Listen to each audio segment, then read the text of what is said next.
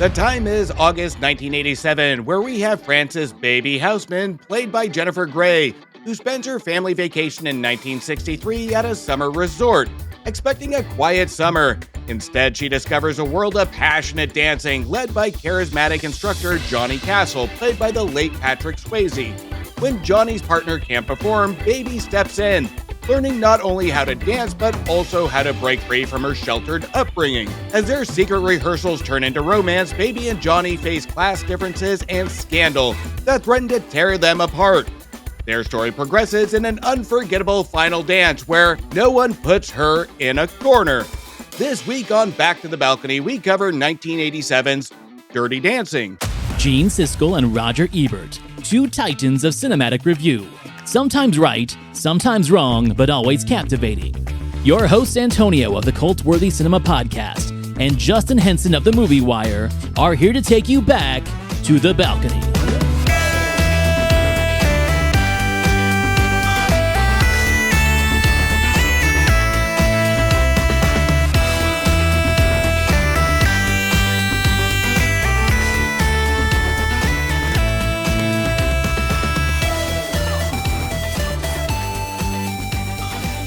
You know, I'm probably not alone when I say I'm not the only one in the 80s or 90s that had a Footloose, Dirty Dancing, and Flashdance movie lineup. Dirty Dancing is a film that most critics didn't see coming because they didn't look at the mere intent of what it's trying to do, or the target it was trying to or the target audience it was going for. There are obvious flaws to this film and the storytelling, but here's a prime example of how chemistry, good music, and a proper feel-good climax can save a movie. And that's how you manipulate me in a good time at a movie. This is one of my go-tos on a rainy day. But I don't know. This one, I was kind of nervous on your thoughts because this one didn't seem like an Antonio movie. Okay, so I think to be more specific, when we discuss Antonio movies, I'm going to say those were movies that I found and discovered and kind of worked into my cinematic vocabulary, right? Those are Antonio movies. But then there's movies like this that I was literally tempered in as a child, right? This is 1987. I was 6 years old when this came out. I saw it in the theater with my mom.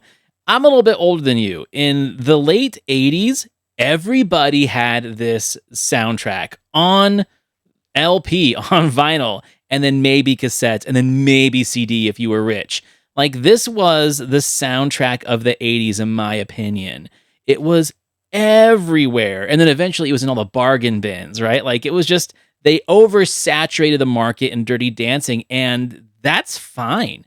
This was the kind of movie that, again, we don't get films like this anymore, where it really kind of comes at you from all different angles. It comes at you with the sex appeal, with the nostalgia, because it's supposed to be in the 60s. It comes at you with the dancing, and it comes at you with the soundtrack. It was like a quadruple threat of a movie, and we don't see stuff like this anymore. Who buys a soundtrack anymore, right? It's like not even a thing. It's a playlist on Spotify. So to me, this is like a tchotchke of the 80s that I feel like anyone, regardless of sex, creed, lifestyle, region, everyone had a Dirty Dancing phase, right? And you might have had like the angry Flashdance parents that hated it because, you know, that's the whole point. Like, oh, the Dirty Dancing movie, it's so dirty. How is this a PG-13 rated movie? But hey, if you were like me, you were immersed in it. And that's how I feel about it. I don't hate it. I love it. I watch it, again, maybe once or twice a year. My partner loves it, and I only watch it with her.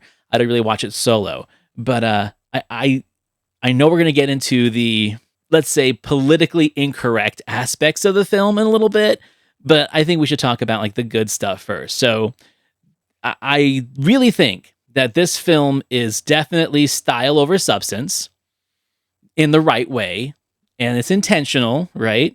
And when you look at the director of this film, I'm so obsessed with his career. The guy passed away at age 50 in 1993.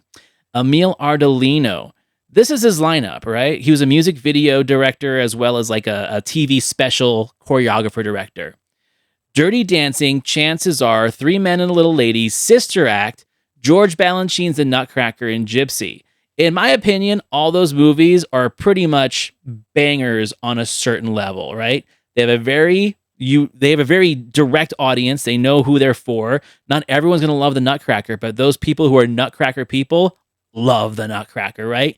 He knew exactly what he was doing in that short span, and Dirty Dancing was the jumping off point when it comes to just the amazing staging, the choreography, the way it looks. I watched a 40-minute documentary of the making of Dirty Dancing and I was fascinated by it, right? I wouldn't do that for a film that I was just like, I have to watch a movie for the podcast. No, I immersed myself in it. That's how I feel about Dirty Dancing. Well, this is a director that you can tell, didn't care about critics. He cared about the audience and the fun factor. He wanted to engulf the fun elements into this. And we see that prominent here, where we do see a lot of flaws. But here's kind of the deal with it is we have, and again, we have to cover the topic. Dirty Dancing, the one scene I have to giggle at every single time when Jennifer Grey walks into the Dirty Dancing, the staff at the party, and it's just kind of giggles because compared to now, it's just absolutely humorous when they look at kind of dancing that we do now. So I think that is a cultural piece of it that I really do get a kick out of every single time. But you're absolutely right. This is a movie. If I had to give a positive and a negative, this one banks on the music and it's smart selection. It's smart at the time era to really drive these characters to really that romantic fantasy, to take us out and to say, don't look at the editing, don't look at the direction, don't look at how we gloss over these heavy topics. Just pay attention to the overall fantasy of the romantic elements.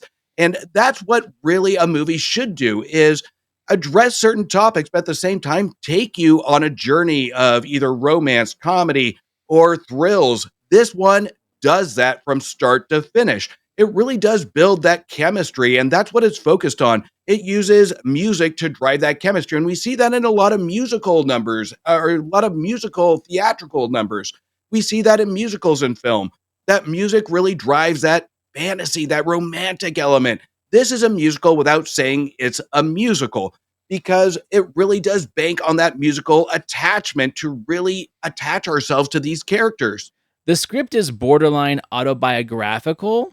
The screenwriter, Eleanor Bergstein, she's a part of this documentary too. And the fact that like it took her a long time to sell this script. And the original script that she had wasn't necessarily about dancing or being dirty. It was just kind of like the experience, right? It's kind of like how we talked about Wild Hearts Can't Be Broken last week and you hated it, blah, blah, blah. But it kind of fed in that same thing of like, this was kind of like a coming of age story where the girl becomes a woman kind of thing. And as she was shopping it around, they added more and more of this music video influence into it. And at first she was kind of resistant. But then when she saw like what they wanted to do with it and how it could be marketed, it would just be a better way to tell that story without being a melodrama or a soap opera feeling thing. And that's how this feels. The music changes it, right? Because it does have all the cliches. It's got the bad boy. It's got the abortion scare. It's got the overprotective dad. But at the end, oh, I love you, girl. You know, that kind of stuff. Very stereotypical things. The critics kind of talk about that a little bit, but the package kind of absorbs it and makes it more palatable and entertaining too. And also the characters. Like there's a lot of great, not only characters in the film, but the actors they bring on to play these characters are a lot of fun. You know, we get a really early Wayne Knight appearance, Seinfeld. We've got Jennifer Grey, Patrick Swayze, Jerry Orbach, who I think is one of my favorite, like that guy actors. If you've seen the movie like FX, you know, he's the bad mobster in that. He is the voice of Lumiere in Beauty and the Beast. You know, he's a very talented actor. You've got Jack Weston and also Kelly Bishop, the mom from Gilmore Girls, as the mom in this one. I think that's a really, ooh, that's that girl kind of thing. Like a lot of great people. But also the fact that this is like an encompassed film. Everyone is like in one location. I like that. You know, with the exception of them kind of going off and doing their performance somewhere, it's almost like a summer camp movie. You get that element too, but for grown-ups and for teenagers and the staff. So again, it talks with like the classism and things like that, some civil rights stuff in there, some feminist issues too. It really is kind of like an all-encompassing film that puts all those talking points into it And like I said, it delivers it with this spoonful of music to make it all go down. So yeah, it's definitely one of the better films of the '80s to do that without without seeming too obvious of its message. It uses the music to really just shine and just say, don't look behind the curtain of all the topics we're trying to cover. And to an extent, I can't fault critics of the '80s for what they saw. We'll see it today. We'll see movies that age better than most. But here's kind of the deal with it is I think this movie really does have a problem with glossing over because it knows what it wants to be. And that could be because of Bergstein's script, where we're trying to do both sides of the story, where we want to tell our writer's story of what she wanted to cover, but they wanted something more light, fluffy, feel good. And we kind of see what Bergstein did in Let It Be Me from 1995. That one I think was really a guilty pleasure of mine, not great, but I think that one is the movie she really wanted to make, besides Dirty Dancing. This one, I think, was borderline. We just want to make a musical to make people feel good, but we can't ignore the drivers of this story, which is going to be the controversy, which is going to be the heavy topics of abortion, which is going to be the class, the West Side Story almost type of driver here. So I think this one really did have a lot of topics that was hard to juggle. And we see that in a lot of the flaws that I see. But again, I just want to state, I don't care because it's fun. We do have editing problems. We do have dialogue problems. We do have topics that we can obviously that are just glossed over that we have to read between the lines on it. And if this movie's true intent was to be for an audience of teenagers or teenage girls or whatever it may be, this can come across as confusing, especially a movie released in the '80s where topics at hand weren't really focused on that it tries to address. So I remember when I was a kid, first time watching it, I still remember I didn't really get the context of a lot was going on. But again, like I just said, I didn't care because the music makes it fun, the chemistry makes it fun. And this is one of those that when we get to the last 10 minutes, it puts a bow on it to say and validate its audience, saying, you are having fun and you are going to feel good. And no matter what the topics we just kind of throw into this story, you're going to come out of this feeling good. And you nailed it. You have that one that we've talked about numerous times, the one hero line to put that exclamation mark on the emotion of the dad coming up to Jennifer Grey saying, you look fantastic, or whatever it may be. So that one is the bow to just kind of put an end to this movie that just hits that emotional core of whoever you are watching this movie. Let's talk about the two leads really fast because there's a notorious controversy that they hated each other on set. The documentary kind of says that it's not that they hated each other; they just had very different acting styles. And Patrick Swayze is a perfectionist, right? He's a dancer. He was really a dancer first and like an actor second. So he was coming into this with this, we always have to be on, we have to be on point and sharp kind of attitude. And Jennifer Grey was not that great of a dancer. Good actress, but not that great of a dancer. And she also didn't take it very seriously because in the realization of her character doesn't take it very seriously until she needs to.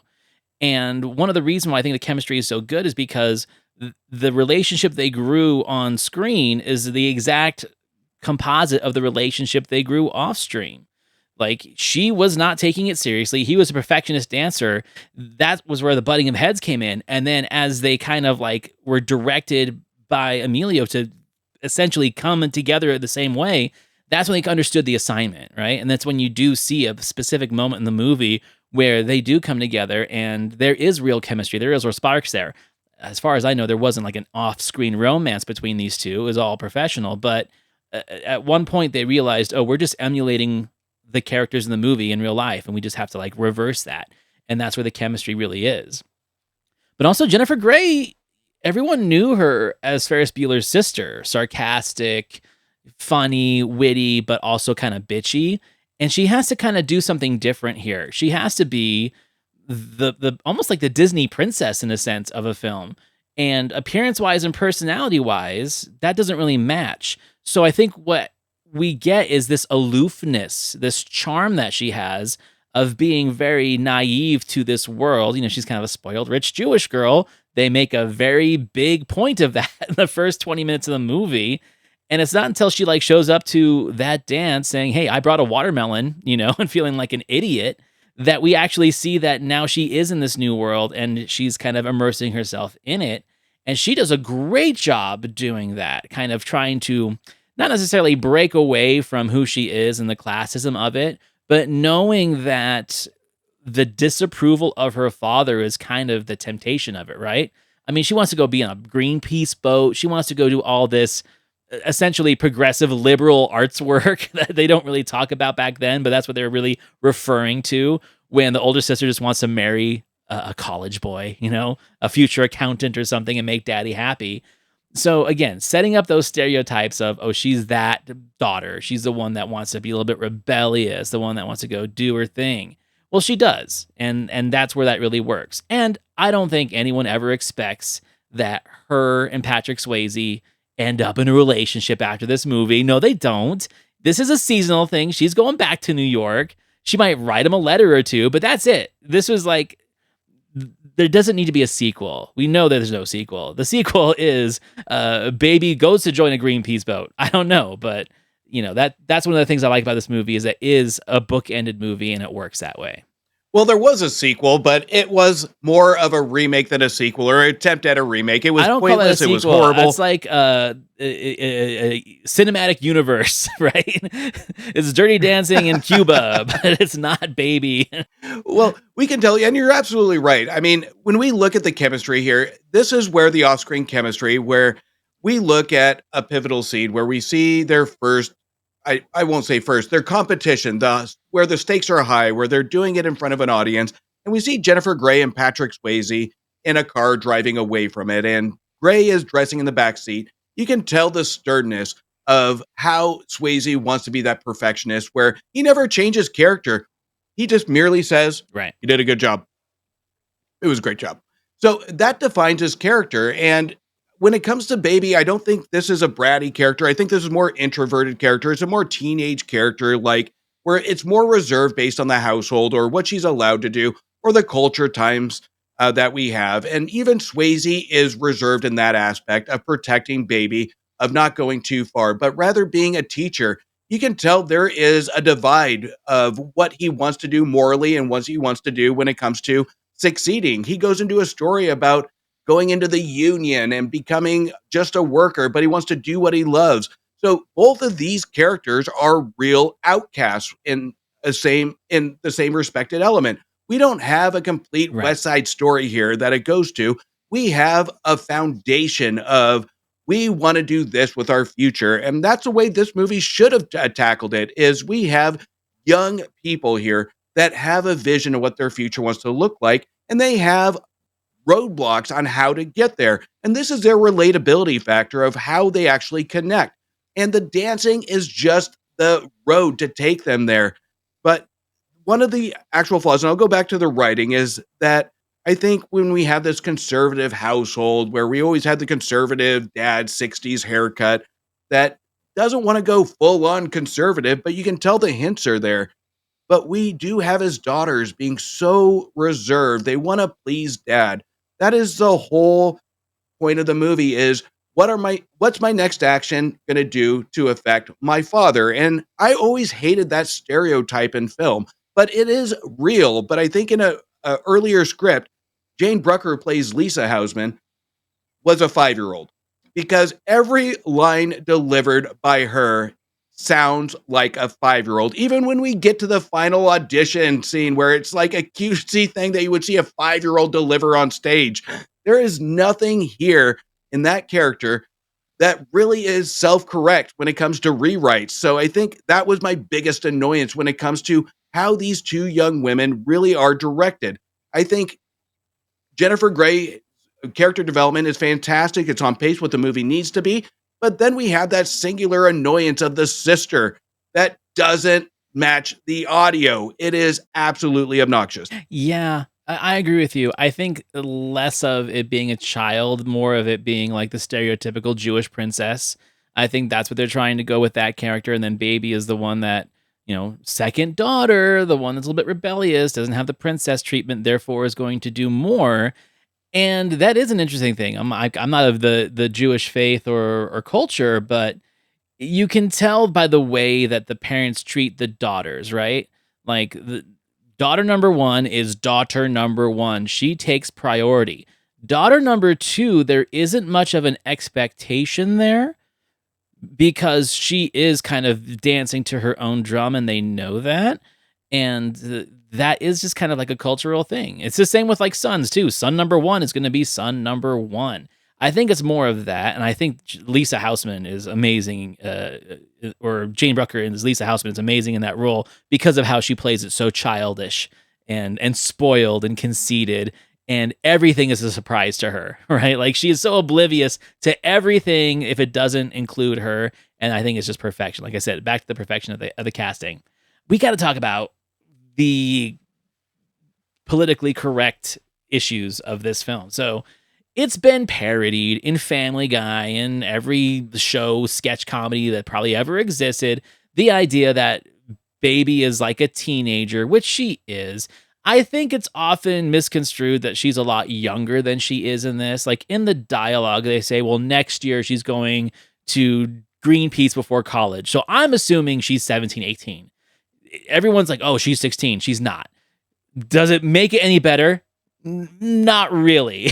The fact that Swayze as Johnny Castle is like late 20s, early 30s, right? I do not believe he's any younger than that. So there is an issue there. But in the movie's defense, if Disney can do it, if they can have 16-year-old mermaids and Belle and Beauty and the Beast end up with these dudes that are a lot older and no one bats an eye, I'm going to give it that pass. It doesn't mean I condone it, but cinematically, if you're going to complain about one, then you have to complain about the other. They don't make it dirty until they do. And when they do, I feel it's handled with enough grace of like, this isn't just a one-night fling. Obviously, he has feelings for her. It's not just a wham bam kind of situation. You can tell he does respect women because he does have the Cynthia Rhodes character of Penny, who's like a sister to him. I don't believe for a second that they haven't had any kind of romantic past together. They probably have, and it didn't work, and that's why they're closer now. We've seen that kind of dynamic before. We do get the not so subtle hints that he kind of whores himself out to the rich women at the resort. Okay, I get it. It's problematic, yes. But if you're going to go into this movie and have that be your main crosshair of why you don't like this movie, then you're missing the point. You're missing the point of what the movie is. And I'm not condoning it. I'm not saying, oh, it's a different time. It really is a storyteller's choice. It's a woman screenwriter.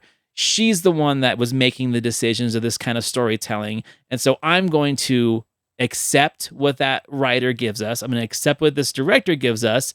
And I don't think that it's exploitive at all. Uncomfortable, yes, but I think that's probably part of the point.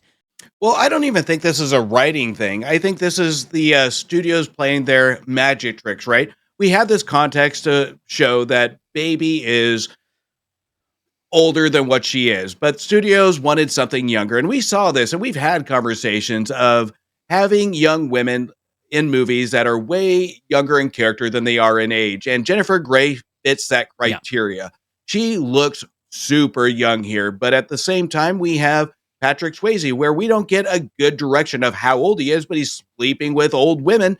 So it really does blur the lines in this on who is what age. But that's not what this movie's intent is to focus on age. It never makes that really an issue when it comes to how the dialogue's really driving this movie. It just is a subtle back of the mind saying, hey, Grey looks really young here. Patrick Swayze looks really old. These old women are really going after this young Patrick Swayze.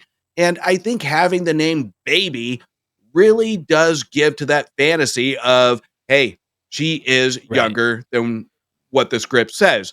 But by the end of the day, you can't have one of the most famous lines from a romantic movie at the end saying nobody puts Francis in the corner. It doesn't have the same ring to it. So At the same time, there are smart decisions made to it, but I'm glad it doesn't make it a focus and it doesn't call it out because that would have derailed this movie. We can see the context and the visuals, but it's not in the writing. This is the Hollywood saying, we are going to kind of insert below the lines of another fantasy to show that this is a younger female in a situation. And we saw that a lot from movies of the 40s, 50s, and Oh yeah. 60s of it's not new. And this one is more prominent. I will give this movie that. But that's not the intent of this movie is to show age, but to show a romantic fantasy of outcasts. Yeah, well, and I think the reason why it does rub people the wrong way is because Patrick Swayze is just so good looking and so charismatic and so charming. I think it's more of a jealousy thing than it is an actual being offended by the situation. And I hate being that guy to do like the, well, what if the roles were turned? But what if the roles were turned? Look how many movies we had of this same decade where it was like a young kid getting with the cougar or the older woman, right? Again, I'm not trying to use that as a defense of the movie, but they didn't have a problem with it back then. And I feel like the latter day controversy that we give movies like this, it shouldn't take away from the cultural relevance the movie has. It still was a box office hit and everyone had the soundtrack. So obviously it didn't bother everybody. All right, so as we get into the reviews of the critics, I had never listened to this one before. I was actually quite surprised, and I know there's going to be a hefty conversation after it. So, Gene was the one that brought this to the show. Our next film is called Dirty Dancing, a provocative title for a film that only occasionally lives up to that billing. It's set in a Jewish summer resort in upstate New York, and in one scene, the young daughter of one of the guests stumbles upon the help doing some sexy dancing to let off steam. That's hot, but the movie has been cut from R to PG-13, so it doesn't get much hotter, telling the story of how that innocent girl, nicknamed Baby, falls in love with the lead dance instructor. The dancing in the film is exciting, and even though the story is predictable, will they or won't they get together, I was held captive by the personal magnetism of that young actress, Jennifer Grey, who is so very good as Baby. She also played Matthew Broderick's sister in Ferris Bueller's Day Off. I did enjoy watching her grow up, and I think that's what actually happens in the film that makes it so good. We do see a character grow up, and it's on the basis of the dancing and of her performance that I give the film a marginal recommendation. Okay, this is like a wolf in sheep's clothing review for me because as much as I agree with the positive notes that he's giving this film, I'm having like shell shock trauma induced flashbacks of the Blame It on Rio review, right? I don't want to come out there and say that Gene's a dirty old man, but he says weird things when we deal with movies like this. Like Blame It on Rio was a very weird review and it made me uneasy. This one kind of does the same thing too. For the fact that like he keeps referring to how hot the dancing is and how sexy the dancing is and how Dirty Dancing isn't quite as dirty as the title suggests. Well, what the fuck were you expecting? Like, there's something about this review that's a little bit unnerving to me, even though I appreciate the fact that he liked the film marginally suggesting it. But then it goes into like the things that I do respect about the review, that it is a story about growing up. We both discussed this. We feel that this is like the evolution of Baby's character from, I'm not even going to say child, because she's not a child. Let's say from naive teenager to adult, right? That's the growing up that she does. And she learns about love and she learns about loss. She learns about consequence with the pregnancy and the abortion stuff. She learns about toxic, abusive, narcissistic assholes from the waiter character that kind of uses her sister. Like, she learns a lot in this 2 weeks summer resort up in the Catskills or wherever the hell it is. So that I'll appreciate, but there is something definitely weird about his critique. You're not off, and I'm glad you addressed it. He gave it a marginal recommendation because he marginally reviewed the movie, because this was a Jennifer Grey review. He focused on it, and you nailed it. It's just weird where you're kind of listening to it, and yeah, it's just uncomfortable because we're talking about in his entire time talking about this movie, Jennifer Grey and not being dirty enough. It's only PG-13. Sigh of disappointment. So there is a lot here with Gene that he doesn't really give us enough to want to watch this movie. There are numerous topics to talk about with Dirty Dancing, and nobody's going to say that Jennifer Grey gave a bad Right. performance. I will give him that. It is a good performance, and she does light up the screen in this movie. So I will give Gene that, but it's the way he focuses on it with his adjectives, his descriptions with Jennifer Grey that isn't necessary. Skip that. Talk about the other elements that work or doesn't work. What was the main element that only gave it a marginal review? Give us something of a nugget to say why this doesn't go to a solid 3 stars in his review or a solid thumbs up, other than Jennifer Grey is hot. Right. We all He know doesn't it. even talk about Swayze, and he's such a fan of classic cinema. He doesn't bring up Jack Weston. He doesn't bring up Jerry Orbach. These are normally characters that if he saw in another film, he'd be like, oh, and it's so good to see Jack Weston from the old Elaine May movies. Like, none of that. He just focuses on Grey the whole time. Now, maybe this was a predetermined conversation with Roger, because Roger kind of comes in to fill in all the gaps. Well, I know what you're talking about, and the dancing is good. All of the best dancing in the movie is between Patrick Swayze, who is that young man, and his professional dance partner. They're great. They're great. It was predictable, Gene. Come on. And not only was it predictable, but also the whole subplot. There's a subplot involving an abortion, and the young girl's father thinks that the wrong person is the father of the baby. Not brilliant. And it's not just not brilliant, it's the idiot plot, what I've always talked about, where one word from any one of 3 different people in this movie could have collapsed the entire plot, because then the father wouldn't have thought that, and then everything would have been different, and so they all have to be very careful not to say that one word. In most movies that have idiot plots, you do not have performances this good. I think you'll agree with that, right? And I think the other thing is that you will not see a character grow up. And I'm telling you that this young actress is given a good... She doesn't grow up. She just moves right along according to the requirements of this pre-canned plot. She comes to that camp naive, and she grows up at the end of the film. And that's a cliche, Gene. That's a cliche. Not the way she plays it. Not the way she plays it. It's just all by the numbers. Not the way she plays it. All by the numbers. The dancing is good. The plot... She's good. Tell me she's not good. She's okay. I think more than okay. Okay, this is your guy. What's going on here? This one, I read his written review the other day, and this one, I think his speaking points are valid. They are. He does recognize the flaws, and I recognize the flaws, but he is way too hard on this movie. It is cliche, as most romantic movies are. It's like when I review a movie, I look at, again, we've had this conversation before, the intent.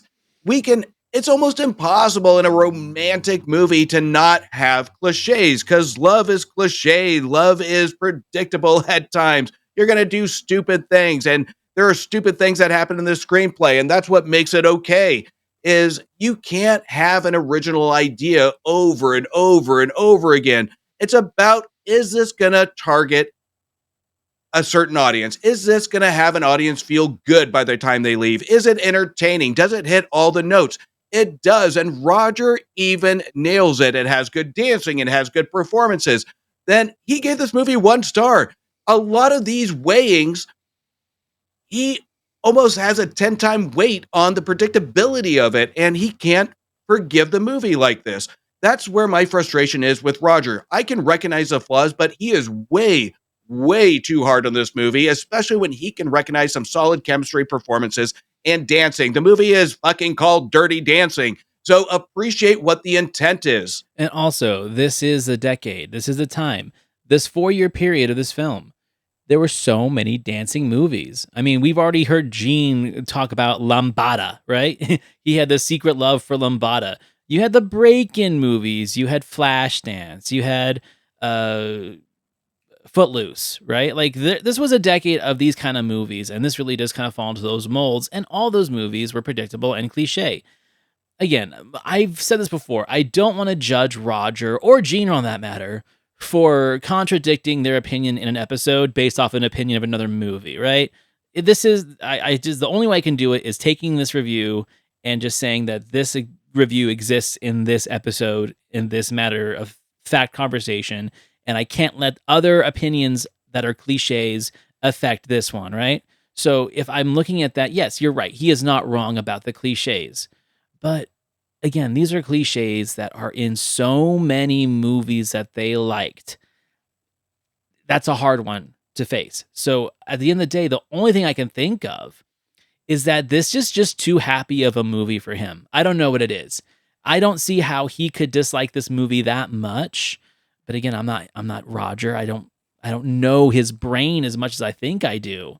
So this could just be like a one-off, like there are other films that are worse than this one that he liked, and that's fine. I think they both have very interesting takes on this film that are non-conformative to what they normally do. This had to be a horrible weekend for Roger, because this one, if you can have at least or recognize a little bit of fun factor He said here, the dancing was good. He said the dancing was good, but he still, in his written review, gave it 1 star. When you have a movie about dancing and you recognize that dancing is at least good, that's the intent of the movie right there. That at least deserves another half star. But it's one of those where I think it was a bad weekend for Roger. And this is one of his reviews that didn't age well because audiences proved it wrong. Yes. The following of this movie proved him wrong. That people that buy a ticket to a movie want to have a good time. They want to feel good. And more often than not, when you have flaws in a story, but you still feel good by the end, the film has done its job. I think what Roger, based on what we've seen from the past, he was pissed that it hints at topics, but never fully focuses on it. He wanted something more from these where he can recognize this movie could have been a half hour longer. It could have addressed all these issues that it just kind of throws on the table, but never follows through with. That is what I think Roger really wanted from this movie, is more depth. And we got that from movies like it. Like, again, we've said it, like West Side Story. We've seen it from Footloose. A lot of these issues that we have dialogue with. Right. This movie doesn't really use dialogue to really address his issues. It's 1 to 2 sentences, and then we're moving on to the fun factor. Right. It relies on charisma of the characters more than it does the dialogue. 100%. But that's what blows my mind, man, because when it comes to depth, this is the guy that really shit on All That Jazz, a musical with tons of depth. And for him, it was too much depth. I don't want to see open heart surgery in my musicals, blah, blah, blah. Okay, well, what do you want? Apparently, if a movie's got music and dancing, then he's going to be extra critical about it, as opposed to like movies like Cop and a Half, right? I think that he has such a high standard of genre, and if the genre doesn't fit into his particular qualifications, that's when he pisses on it.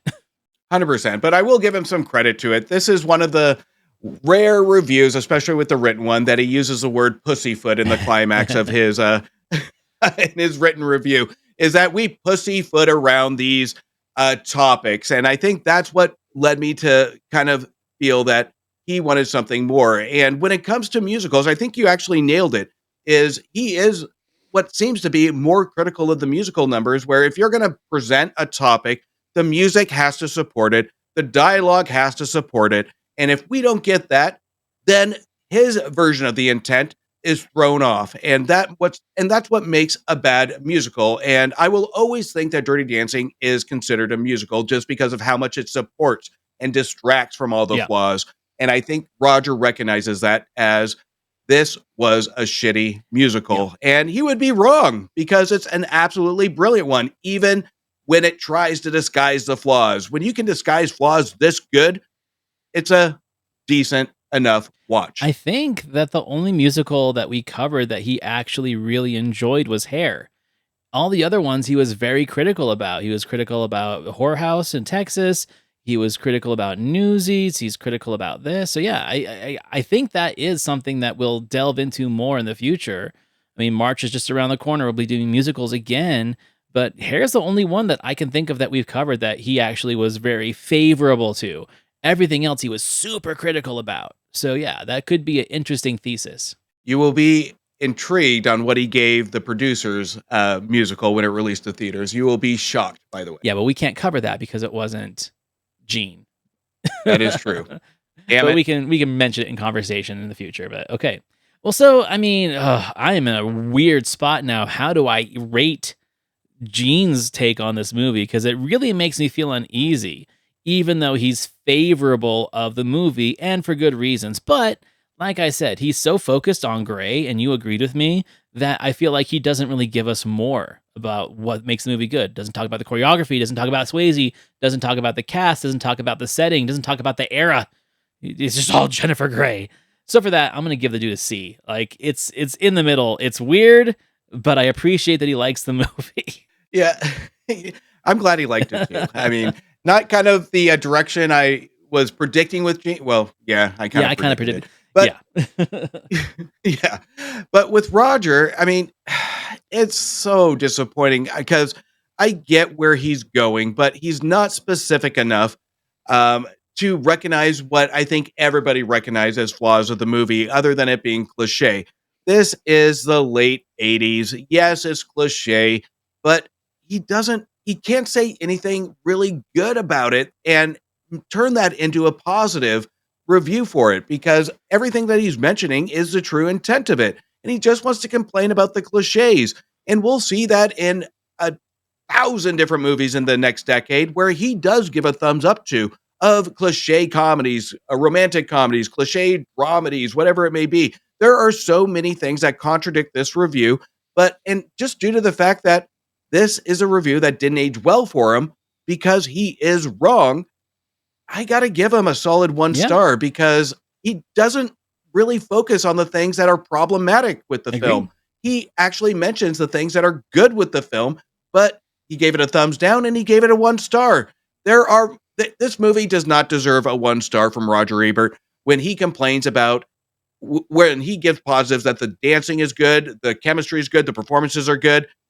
There's more good than bad than what he presents here. So it is not a well-deserved review from Roger. I agree with that 100%. It was just a weird conversation between the two of them, and I wasn't expected to feel as resistant to this particular critique in this episode as I was when I saw it.